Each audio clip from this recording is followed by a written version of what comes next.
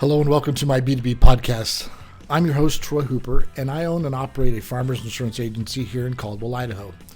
I created this podcast to spotlight business owners and leaders to share their story and tell us about their business, the who, the what, the when, the why, and the how of it all.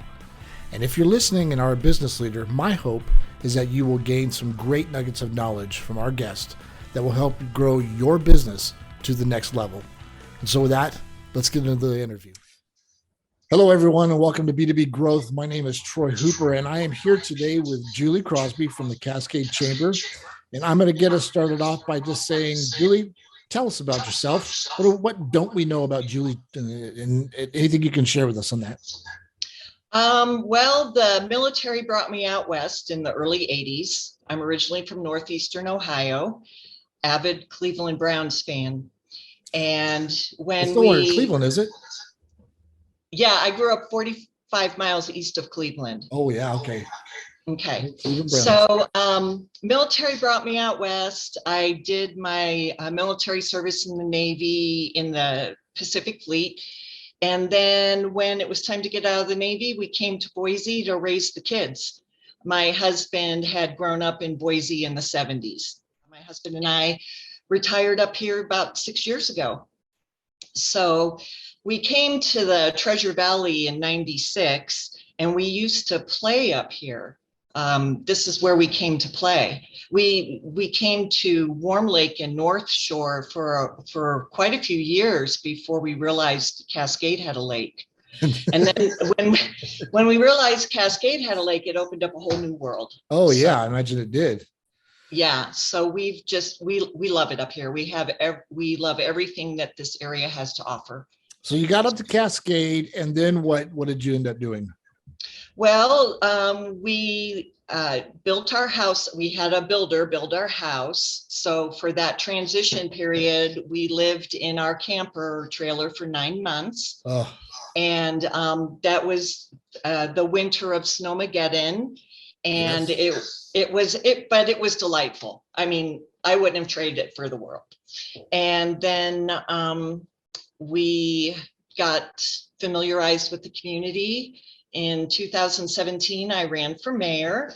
I was elected mayor. After a year, I resigned my position.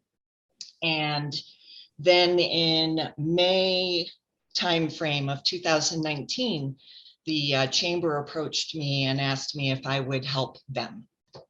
So that's how I got into the world of the chamber. So now that you're in the world of the chamber, what are some of the things that have been a challenge, I guess, for you coming into it? Because was everything completely organized when you walked in, or did you have to get things all situated? How'd you get the businesses to get a rally around it? Well, the chamber for many, many years, the chamber has been active in Cascade for ever. However, they never had a office. A physical, tangible office. And in February of 2019, the bank had a space that came available, and the bank agreed to open up the space for the chamber to use. So that's when the chamber folks contacted me and asked me if I would pull the office together. So I got all of the materials and the equipment and just everything. That was my role. That was my initial role, was getting an actual office up and running. So the chamber has been around for how long? Our bylaws are from the early 80s. Our official bylaws were enacted, and it's a volunteer-based organization. So all of the positions are volunteer. All of the chamber board and any of the activities that we do, everything is volunteer based. Right. And so that can create some challenges sometimes, trying to get people always to be involved, I would guess. Well, and that's probably one of the most recent current challenges is when COVID happened. It inspired some of the business owners that had been in business for many years. Yeah. I'll refer to them as the last generation of business owners. Okay. And so on Main Street, we've had quite a bit of a turnover of business owners, and the old guard is on its way out, and we're looking for the new guard to kind of step in, Sure. especially to some of the leadership roles, and let the new business owners kind of step in, step up, and promote some of what the chamber has to offer. Yeah. A lot of chambers, I imagine, see those kinds of things too, when either clicks or something like that coming around, but then the new guard comes around and it's a refreshing type thing. So talk about being a business owner in Cascade. How does the chamber help them? What are some things that the chamber can do for them? How can they get involved with the chamber? That kind of stuff. The biggest thing that the chamber currently, because again, it's a volunteer-based agency, so it's not, we can't compare ourselves to the Chamber of Commerce and Visitor Bureau down in the Treasure Valley. Right. That's a whole different animal. And so since our office has been open, and since I work in the office 9 hours a week. And when I helped them establish the office, one of the things that I recommended was that they have some form of a paid position that maintains continuity over time. And I agreed to work for the chamber for 9 hours a week. And before that, the chamber had never funded someone to manage an office. Right. And so the biggest challenge now with the new business owners is establishing the lines of communication between the different business owners, establishing the line of communication between the business owners and the chamber office, for lack of a better term, or the chamber media team, because we have a media team. The media team is funded through the Idaho Travel Council grant that promotes tourism for Idaho, and the Idaho Travel Council grant is funded through the bed tax. The state has a 2% bed tax. So all of those bed taxes go into a fund, and then they're distributed by regions throughout the state. Okay. And then annually we put in a grant application. That was another reason why the chamber had approached me, is I have experience managing grants and experience with the grant process. So that was good for them, yeah.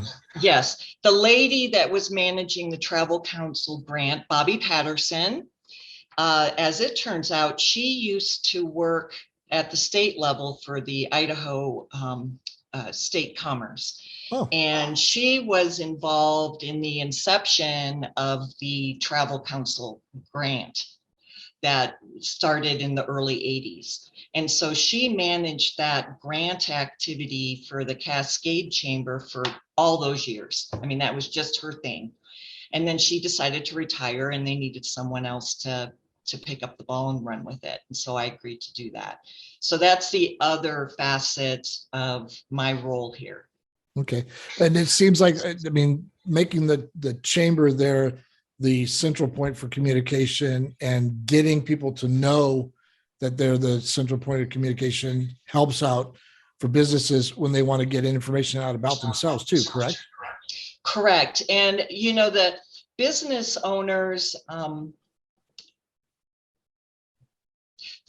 owners, need to feel readily open to contacting the chamber office in this case if they need assistance with something.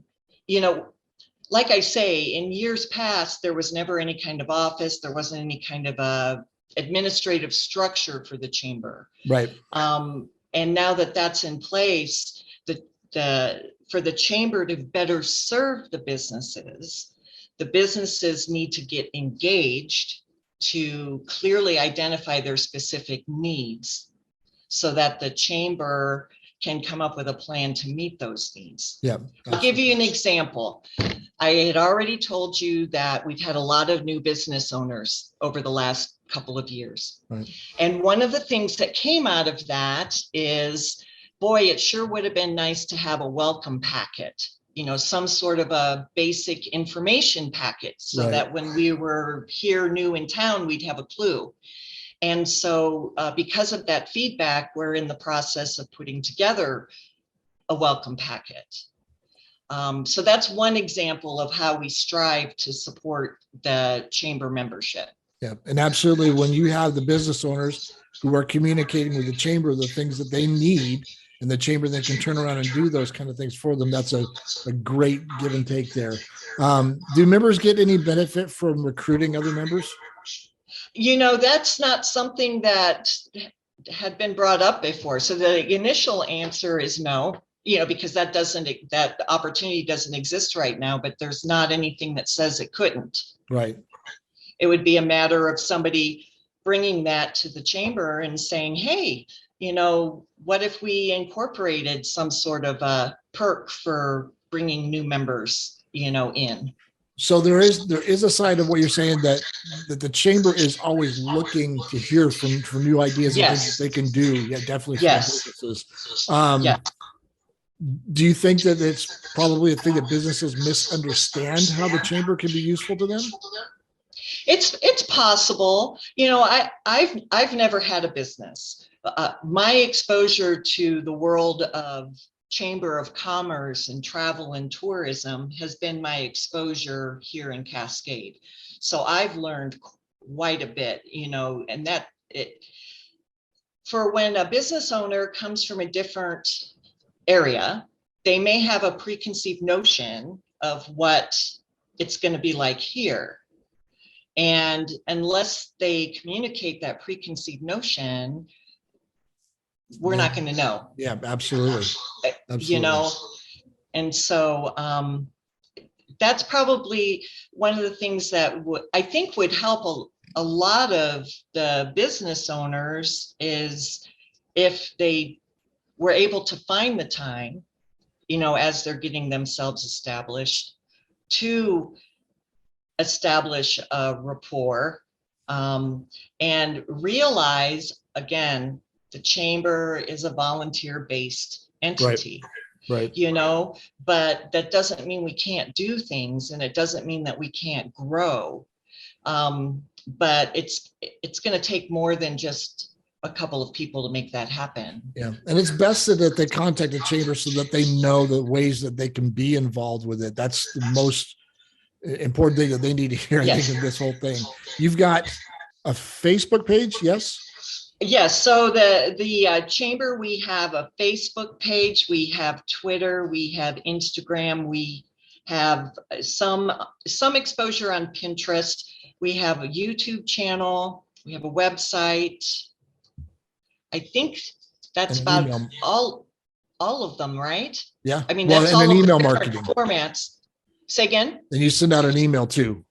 Yes, we do what we call a weekly blast, and it's just a general short and sweet information on things the comings and goings, and the other opportunities, because the chamber office will get information from the Small Business Administration, for example, for programs like when COVID came out and there was the payroll protection plan, for example.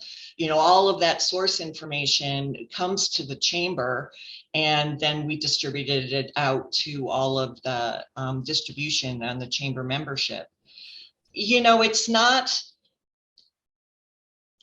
as, I don't have anything to compare it to. I don't have any other chambers to compare our chamber to, as far as how we can best service the business owners until the business owners communicate what they seek. Sure. I think that there's just a lot that once we get the information out, and that's one of the reasons why we're doing this little B2B growth thing, is that we want to be able to share what the chamber can do for businesses, even though I know we're spotlighting businesses, but the chamber has a lot to do for businesses, as well as what businesses can do to help the chamber get the word out as well. What we're trying to promote is camaraderie amongst the businesses, to see how they can help each other, promote competition amongst the businesses, because competition creates a strong business environment. So those are all goals of the chamber. Yeah, I will never forget driving up there in January and looking at my car's temperature saying it was negative 21 degrees outside. And I thought, maybe there's something wrong with my temperature. That can't be correct. And it was. Yeah, it can get cold. But after you're up here for a while, you get used to it. So that's kind of what it was for me moving to Idaho too. So got used to that. Awesome. Well, Julie, thank you for your time today. I really appreciate that you sharing with everything that the chamber is doing and just keeping us up to speed on this. And I want to thank anyone who's watching this and tell them that keep watching for the future episodes of B2B Growth. My name is Troy Hooper.